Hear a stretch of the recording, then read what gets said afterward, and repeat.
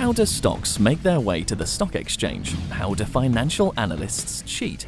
Is it possible to manipulate multi-billion-dollar markets?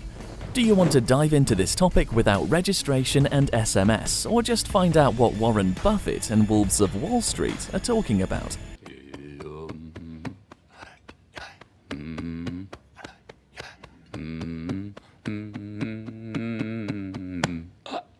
Then this episode about the stock market for dummies and slobs is for you.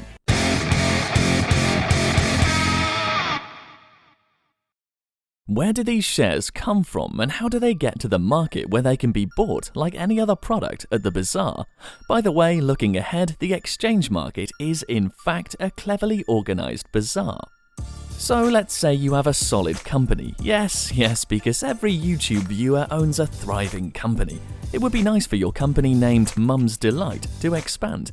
Or you could finally buy yourself a yacht and load it with all sorts of mamsels. But there is no money. So Western capitalists come up with a very neat form of fundraising called Initial Public Offering, or IPO. When going public, you decide how to split your company into several parts. Some of them you can keep for yourself in order to maintain control over your child, while selling the rest to the strangers. By the way, how many chunks would you make? Would you release 100, 1,000 or 10,000 shares? And what price tag would you put on them? Don't forget to come up with a ticker. It is a short name under which your company is going to be listed on the exchange. For example, Amazon is AMZN, Google is Google, not much of a change really, and Facebook is FB. Well, our company, Mum's Delight, would be called, for example, MD or MODE. Once you have settled these matters and went through serious procedures done by men in suits and got approved by the supervisory authorities, you can start making some cash. How much money could be made? For example, let's take Facebook. It held its IPO in 2012 and decided to sell 337 million shares. The price was set at $38 a piece.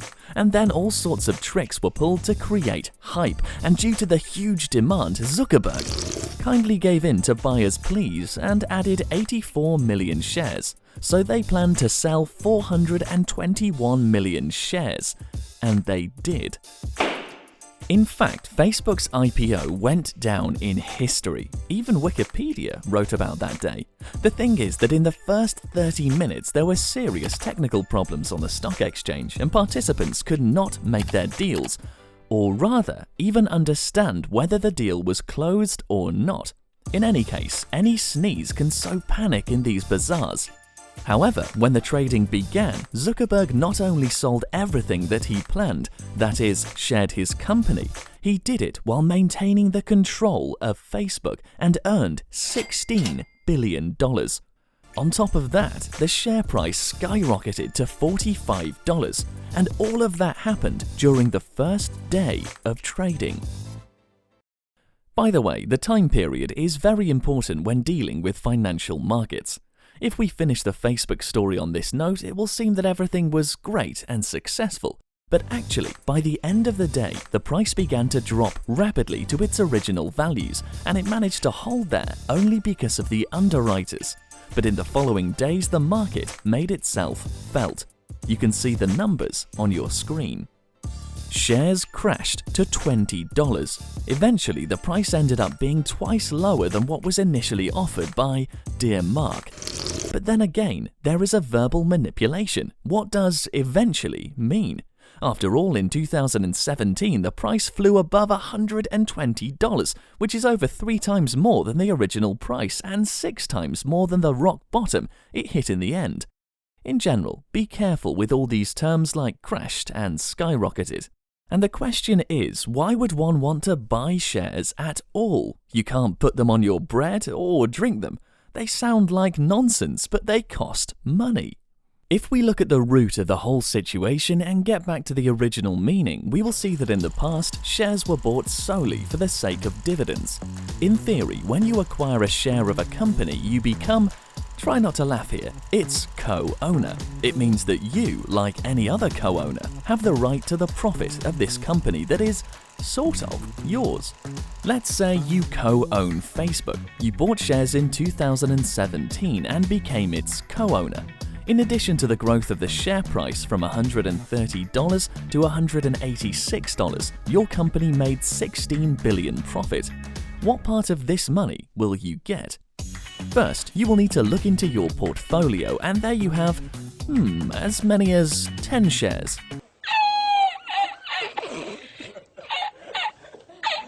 Yes, you spent an impressive $1,300 to buy these shares, but I doubt that would be enough to grab a major piece of Facebook. So let's go ahead and see how many shares there are in total.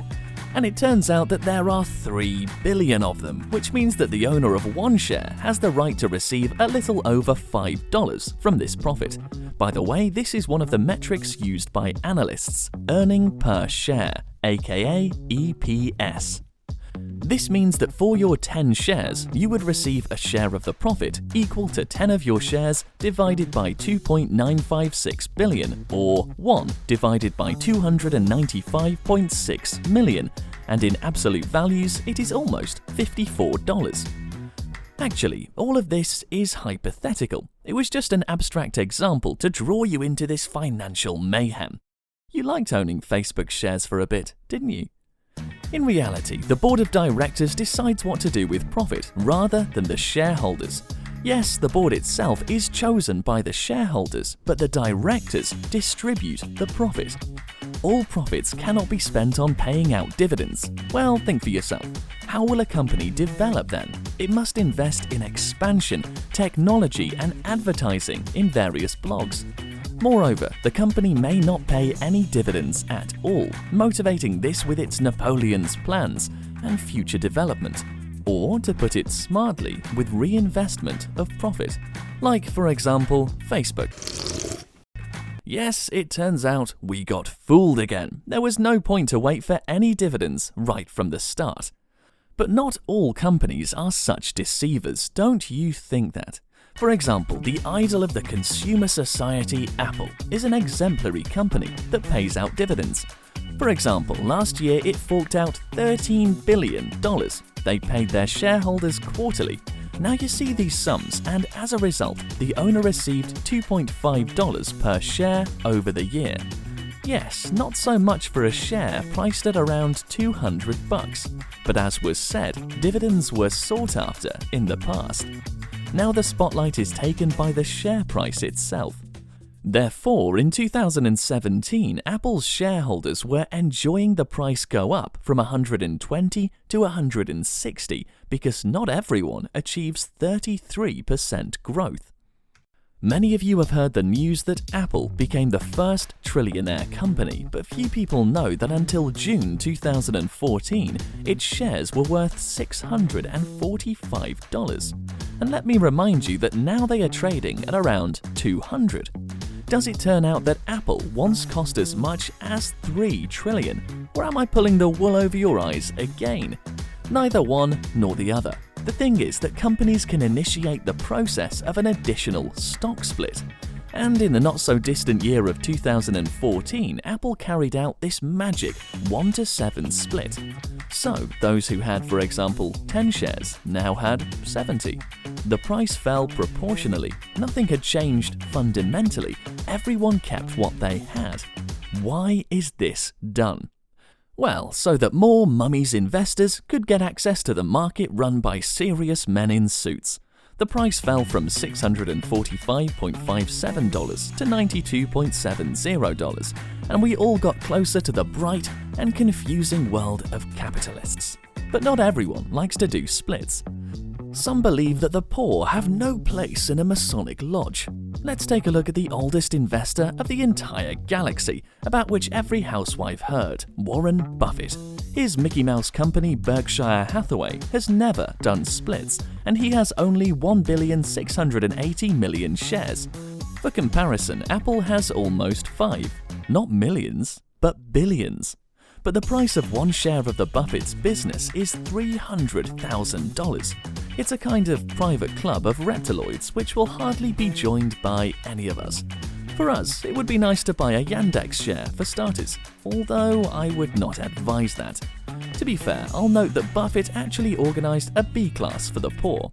What a video, you might say, nothing but omissions. So these BRKB shares trade at around $200, closer to the people, you might say. Although what use could these shares be? Because they have no voting right and they don't pay dividends either. Not a stock exchange, but sheer quackery. By the way, one of the biggest mirages in this Buffett bazaar is the so-called capitalization. Everyone was yelling, "Apple has become the first trillionaire company!" Hooray, comrades! It sounds like a slogan, or vice versa. Some company has dropped by 20% over the day. That is, it lost some tens of billions of dollars. And this is just in one day. Even though their goods did not disappear, no one cheated them, but nevertheless, the company fell in price. It's all about that capitalization. Let's go back to Apple. Many people think that Apple is really worth $1 trillion, which means that in order to buy all the shares, you would need more money than the budget of the Russian Federation. In fact, capitalization is calculated very roughly. They take the current price on the exchange and multiply it by the number of all available shares. But this is nonsense. This is the same as measuring the weight of a whole iceberg by its cap. Look, these are all of Apple's shares, and this is the price at which people are ready to buy them. Every freshman economics student knows about supply and demand. Same applies here, only a few are willing to purchase at the current price. Here is how many of those there is at the moment. The rest would pay 170, even more would take 150, and most would only go for 100. And Apple is no longer a trillionaire company, but much less. But again, this is hypothetical, because if suddenly 80% of holders start to sell these shares, then the price will go down to 20 or 15, but that would be a scenario of a Great Depression. And vice versa, if suddenly there are new Buffetts buying up all the shares on the market, then the shares would trade at 400 and Apple would become the first $2 trillionaire company. This is all exaggerated, of course, but the point is that capitalization is an abstract indicator that changes the value of a company by tens of millions of dollars every day. No wonder that such an inflated speculative world attracts all kinds of hunters for your hard-earned money. Local deals constantly pop up, which have nothing to do with being listed on real exchanges. By the way, the main exchange in Russia is MySex in Moscow. There are 2 more in St. Petersburg. In America, the coolest ones are the NYSE and NASDAQ. Therefore, if someone offers you to buy stocks or other securities, then the offer must come from brokers and dealers registered in the SEC. Otherwise, you are talking to a con who wants to credit your money to his account, and only God knows what perversions will await your hard-earned dollars. Because without these licenses, access to the exchange is closed, and consequently, no shares will be registered on your name in the depositories. So, be careful in the financial world full of cheating and fraud. You can hope for a freebie, but keep your nose in the wind. Smash that like, tell your friends about this video, and subscribe to our channel. That's it for today, and I'm Bony Right.